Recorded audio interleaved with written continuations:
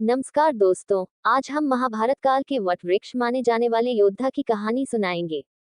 जो वो चाहते तो महाभारत युद्ध का परिणाम कुछ और ही होता।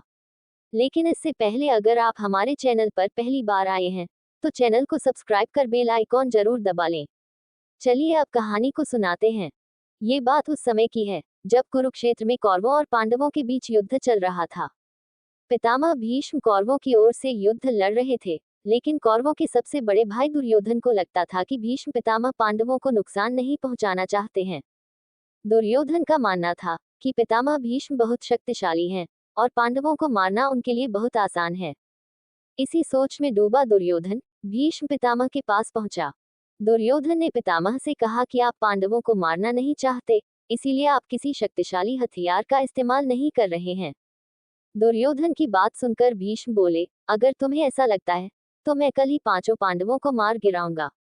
मेरे पास 5 चमत्कारी तीर हैं, जिनका उपयोग मैं कल युद्ध में करूंगा। भीष्म पितामह की बात सुनकर दुर्योधन बोला, मुझे आप पर भरोसा नहीं है, इसलिए आप ये 5 चमत्कारी तीर मुझे दे दीजिए। मैं इन्हें अपने कमरे में सुरक्षित रखूंगा। भीष्म ने वो 5 तीर दुर्योधन को दे दिए। दूसरी ओर श्री कृष्ण को इस बात का पता चल गया। उन्होंने अर्जुन को इस बात की जानकारी दे दी। अर्जुन ये सुनकर घबरा गया और सोचने लगा कि इस मुसीबत से कैसे बचा जाए।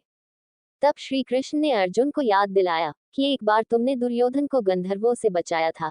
तब दुर्योधन ने तुमसे कहा था कि इस एहसान के बदले तुम भविष्य में मुझसे कुछ भी मांग सकते हो। ये सही समय है, तुम दुर्योधन से वो 5 चमत्कारिक तीर मांग लाओ। इसी तरह तुम्हारी और तुम्हारे भाइयों की जान बच सकती है। अर्जुन को श्री कृष्ण की सलाह बिल्कुल सही लगी। उसे दुर्योधन का दिया वचन याद आ गया। ऐसा कहा जाता है कि उस समय सब अपने दिए गए वचन जरूर निभाते थे। वचन तोड़ना नियम के खिलाफ माना जाता था। अर्जुन ने जब दुर्योधन को उसका दिया वचन याद दिलाया और 5 तीर मांगे, तो दुर्योधन मना नहीं कर सका। दुर्योधन ने अपना वचन निभाया और वो तीर अर्जुन को दे दिए। इस तरह श्री कृष्ण ने अपने भक्त पांडवों की रक्षा की। दोस्तों, दुर्योधन चाहे कितना ही कुटिल हो, लेकिन इस वचन को पूरा कर उसने एहसास करा दिया कि वह भी एक राजा बनने का अधिकार रखता था। हमारे चैनल पर अन्य पौराणिक कथाओं को सुनने के लिए हमारे YouTube चैनल को सब्सक्राइब कर बेल आइकॉन जरूर दबाएं। धन्यवाद।